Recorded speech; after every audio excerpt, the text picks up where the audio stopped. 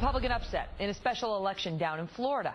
Despite the fact that Democrats spent almost 4 times more money than Republicans and even recruited both Vice President Biden and former President Bill Clinton to campaign for the Democrat there, she lost in a district that President Obama carried not once but twice when he ran for president. And today, the new Wall Street Journal poll shows the president's job approval rating tanking, hitting an all-time low for that poll at 41%, a 20-point fall from the numbers he enjoyed back in 2009. Mark Thiessen is a former speechwriter to President George W. Bush and a fellow at the American Enterprise Institute. Mark, good to see you. And so what do you make? Let's start with the poll numbers and how significant you think those are.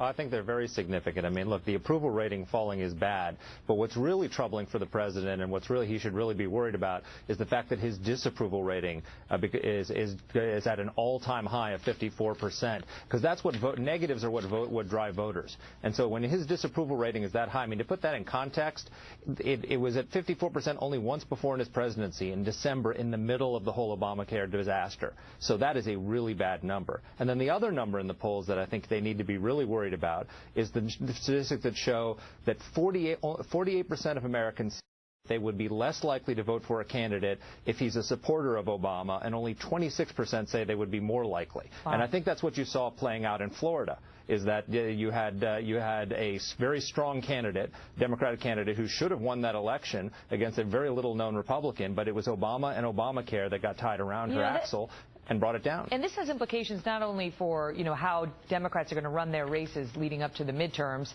but it has implications for the president's agenda on a go-forward basis right now. Sure, absolutely. I mean, it's very hard to rally the country behind your agenda when your approval rating is so low. And when the Democrats are giving you the stiff arm.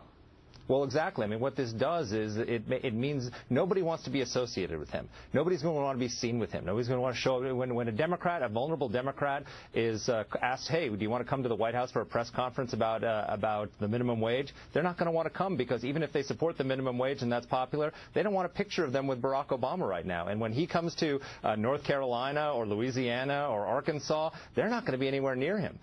So I think it's taking the president out of the game on the playing field, and that's going to be very damaging both to him for his presidency, but also to the Democrats in the election. All right, Mark, stand by, because we're actually going to pick it back up with Mark in just a bit and talk about the latest Obamacare news, which also was not so great. So we'll get back to him in a minute.